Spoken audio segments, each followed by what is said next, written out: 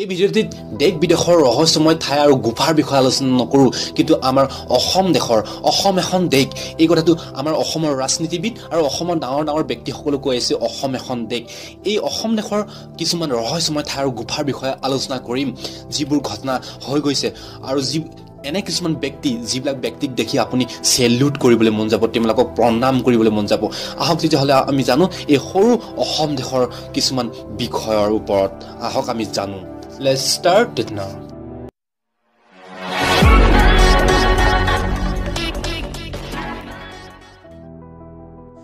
1950 earthquake, the biggest earthquake in Assam. 1950 চনৰ এই ভূমিকম্পই ব্ৰহ্মপুত্ৰৰ তলিটো বাম কৰি পেলাই আৰু এই বাম হোৱাৰ বাবেই গোটেই অসমত বানপানীৰ সমস্যা, বানপানীৰ মূল। Tezpur, wonder place of Assam, clean city of Assam, the interior town of romance. যাক কয় তেজপুৰ। অ' মাই গড, তেজপুৰ ইজ ভেৰি অচম। ইমান ধুনীয়া প্লেচ। মোৰ ঘৰ তেজপুৰত কাৰণে মই গৌৰৱ কৰোঁ যে মোৰ ঘৰ তেজপুৰত। যিবিলাকে তেজপুৰত, তেওঁলোকে লাইক কৰিব নাপাহৰিব আৰু ছাবস্ক্ৰাইব কৰিব নাপাহৰিব। নাম্বাৰ 14, এইবাৰ ধ্যানকৈ শুনিব। শ্ৰীমন্ত শংকৰদেৱৰ পিছত যিজন ব্যক্তিয়ে মহাবাহু ব্ৰহ্মপুত্ৰখন সাঁতুৰিছিল, যিজন ব্যক্তিয়ে international wonder book record, India book record, Assam wonder পাছত ৰেকৰ্ড আৰু নেশ্যনেল ইণ্টাৰনেশ্যনেল 25টা পদক জিকি থৈছে, যিজন ব্যক্তিয়ে 12 ঘণ্টা 15 মিনিট ব্ৰহ্মপুত্ৰখন সাঁতুৰি আছিল আৰু যিজন ব্যক্তিয়ে তেজপুৰৰ পৰা বিশ্বনাথ চাৰিআলিলৈকে হাত নধৰাকে বাইকত হাত নধৰাকে নেগেৰা বজাইছিল আৰু লগতে বাঁহী বজাইছিল। বিশ্বনাথ চাৰিআলিৰ পৰা চতিয়ালৈকে 16জন ছাত্ৰ ছাত্ৰীক এটা চাইকেলত বহাই চলাই আহিছিলে, সেইজন ব্যক্তি হৈছে বসন্ত দাস। এইজন বসন্ত দাসক দেখি অ' মাই গড, এনেকে কাম কৰি দিছে। মই গৌৰৱ কৰোঁ, এটা সময়ত এইজন ব্যক্তিয়ে আমাৰ কম্পু মাষ্টৰ আছিলে। ইয়াৰ ঘৰ হৈছে চতিয়াত, বিশ্বনাথ চাৰিআলি ডিষ্ট্ৰিক্টত। অসমৰ এনে এখন ঠাই, যিখন ঠাই ৰাতি হ'লে মহিলা মানুহৰ কন্দন শুনা যায়, ভয়ৰ ঠাই, হাউণ্টেড প্লেচ অফ আছাম। এই ঠাইটো হৈছে নামেৰি নেশ্যনেল পাৰ্ক, বগীজলি। এই পাৰ্কটোত এবাৰ কোনোবাই যদি ভয় নাখায়, এবাৰ গৈ আহিবা, বগীজলি নামেৰি নেশ্যনেল পাৰ্ক। অসমৰ আন এখন ঠাই, যিখন ঠাইত প্ৰতিটো বছৰে চৰাইয়ে ছুইচাইড কৰে, সেইখন ঠাই হৈছে death valley of Assam, Jatinga. জাতিংগাত চৰাই কিয় মৰে তাৰ বিষয়ে আজিও থিয়ৰীত ভালদৰে উল্লেখ কৰিব পৰা নাই।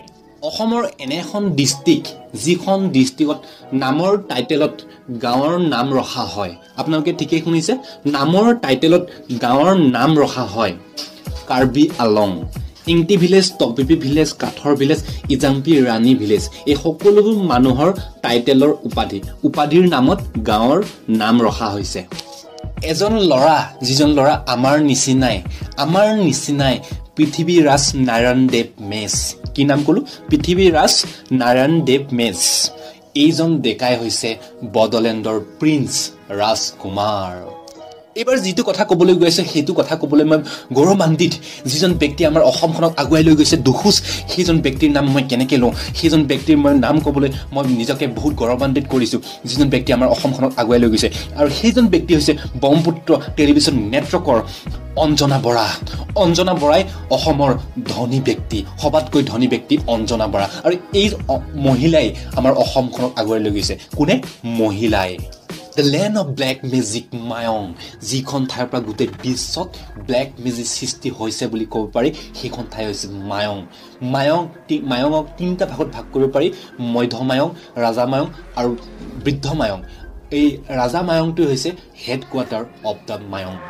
Bermuda triangle in Assam. Bermuda triangle এনে এটা স্পেচ, যিটো স্পেচত যিকোনো বস্তু গ'লে পুনৰবাৰ এই পৃথিৱীলৈ ঘূৰি নাহে, সেয়া হৈছে বাৰ্মুডা ট্ৰাইংগল। কোৱা হয় অসমৰ পৰা কুনমিং চাইনালৈকে এখন বাৰ্মুডা ট্ৰাইংগল পোৱা গৈছে। আৰু এই কথাটো তেতিয়া প্ৰমাণিত হৈছিল যেতিয়া বিশ্বযুদ্ধ হৈছিল, দ্বিতীয় বিশ্বযুদ্ধৰ সময়ত। আমেৰিকা USA জাপানৰ বিৰুদ্ধে কিছুমান অস্ত্ৰ শস্ত্ৰ এয়াৰফ'ৰ্চ অনা হৈছিল আৰু তেতিয়াই 700টামান জাহাজ অসমৰ পৰা চাইনাৰ কুনমিলৈকে গৈ আছিল, মানে জাপানত গৈ আছিল। আৰু তেতিয়া 700টামান জাহাজ অন্তৰ্দন হৈ গৈছিল বা নাইকিয়া হৈ গৈছিল। আৰু তেতিয়াৰ পৰা বাৰ্মুডা ট্ৰাইংগল অসমত পোৱা গৈছে বুলি উল্লেখ কৰা হৈছে।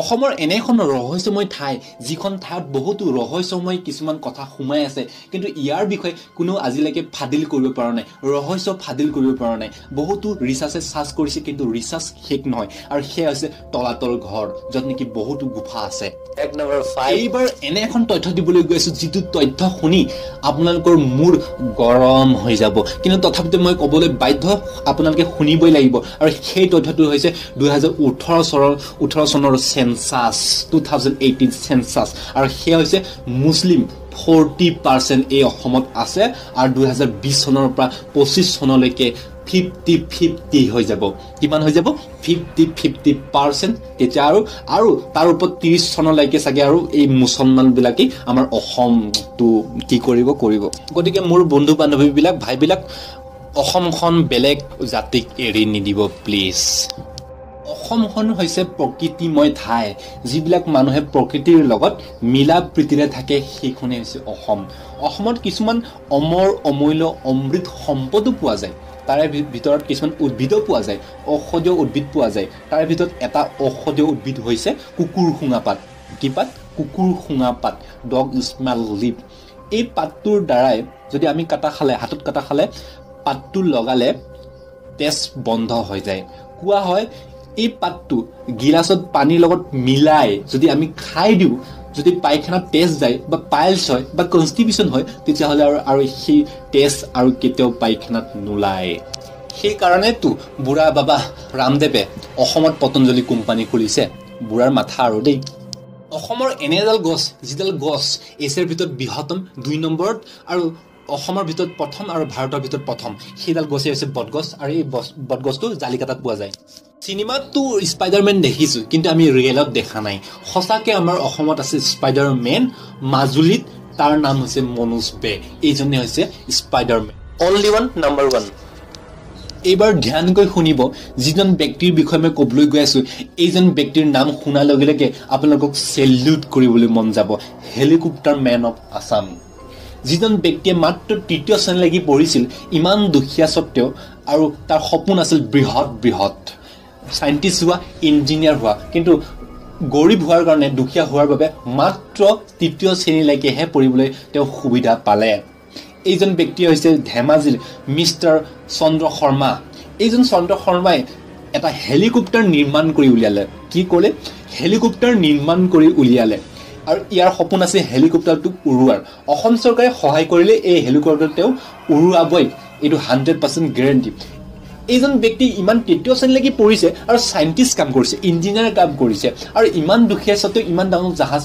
বনাই পেলাল ইয়াৰ পৰা আমি কি শিকো আমি ইমান পঢ়ি শুনি আজিলৈকে তেনেকুৱা কিবা এটা প্ৰজেক্ট বনাই পাইছোনে কিবা মেগাজিন কৰি পাইছোনে নাই পোৱা আমাৰ সপোন নাই কিন্তু ইয়াৰ পৰা আমি কি শিকো তুমি যিমানে দুখীয়া নহওক কিয় যদি তোমাৰ স্বচ্ছ সপোন আছে যদি ক্লিয়াৰ ড্ৰিম আছে তেতিয়াহ'লে কোনেও তোমাৰ সেই সপোন বাস্তৱত পৰিণত হ'বলৈ কোনেও ৰখাব নোৱাৰে এনেকুৱা 2-3টা চন্দ্ৰ শৰ্মা যদি অসমত আহি যায় অসম সলনি হোৱাত কোনেও ৰখাব নোৱাৰিব মোৰ এজন লগৰ আছে লগৰজনে ইউটিউব চেনেল এটা খুলিছে নাম হৈছে হেল্পফুল আসাম ইয়াত সকলো ধৰণৰ সহায়দায়ক ভিডিঅ' পাই যাব গতিকে সাবস্ক্ৰাইব কৰিবলৈ নাপাহৰিব আৰু এপাক চাবলৈ নাপাহৰিব আৰু গতিকে যিবিলাকে মোৰ চেনেলত লাইক কৰা নাই সাবস্ক্ৰাইব কৰা নাই সাবস্ক্ৰাইব কৰি ল'ব আৰু ঘণ্টা বটনটো দবাই তেওঁলোকে দবাই দিব আৰু শ্বেয়াৰ কৰিবলৈ মন গ'লে শ্বেয়াৰ কৰি দিব গতিকে আজিলৈ ইমানতে পাই নেক্সট ভিডিঅ'ত আকৌ লগ পাম জয় আই অসম